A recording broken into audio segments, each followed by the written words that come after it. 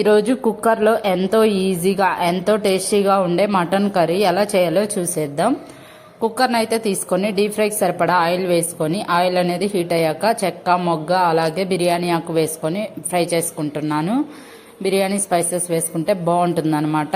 అది వేసుకున్న తర్వాత 2 చీల్చిన పచ్చిమిర్చి వేసుకుంటున్నాను. తర్వాత ఒక ఆనియన్ కూడా కట్ చేసుకొని వేసుకోవాలి. ఇవన్నీ బాగా ఫ్రై అయ్యాక ఫ్రెష్గా అల్లం వెల్లుల్లి పేస్టు చేసుకొని వేసుకోవాలన్నమాట. అది వేసుకున్న తర్వాత తిప్పుకుంటూ ఉండాలి.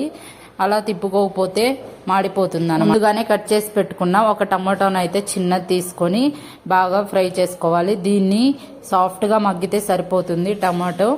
ఇంకా మూత పెట్టుకొని ఇదంతా మగ్గించుకోవాలన్నమాట. ఒక 2 మినిట్స్ టైం అయితే పడుతుంది. ఇదంతా మగ్గాక మటన్ని ఒక 3 వంపులు కడిగేసి నీట్గా ఫ్రెష్గా తీసుకోవాలన్నమాట. ఒక 2 మినిట్స్ తర్వాత మూత తీసి మటన్ అయితే అందులో వేసుకుంటున్నాను.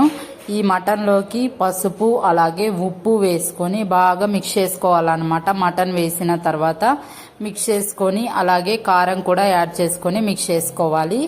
ఇంకా కారము రుచికి తగ్గట్టుగా వేసుకుంటే సరిపోతుందండి.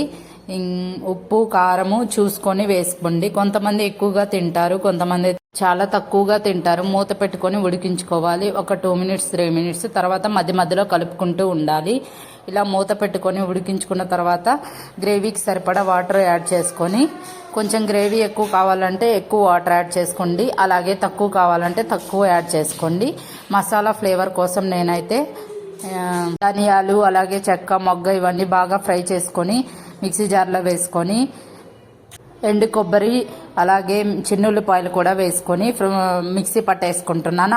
దాంట్లో వేసుకొని ఒక 3-4 విజిల్లు వచ్చే వరకు ఉంచుకొని ఉడికించుకోవాలన్నమాట. ఆవిరంతా పోయాక తీసుకొని ఒక 3-4 మినిట్స్ మాత్రం మీడియం ఫ్లేమ్లో ఉడికించుకుంటే ఎంతో టేస్టీగా ఉండే మటన్ కర్రీ రెడీ అయిపోయింది. నెక్స్ట్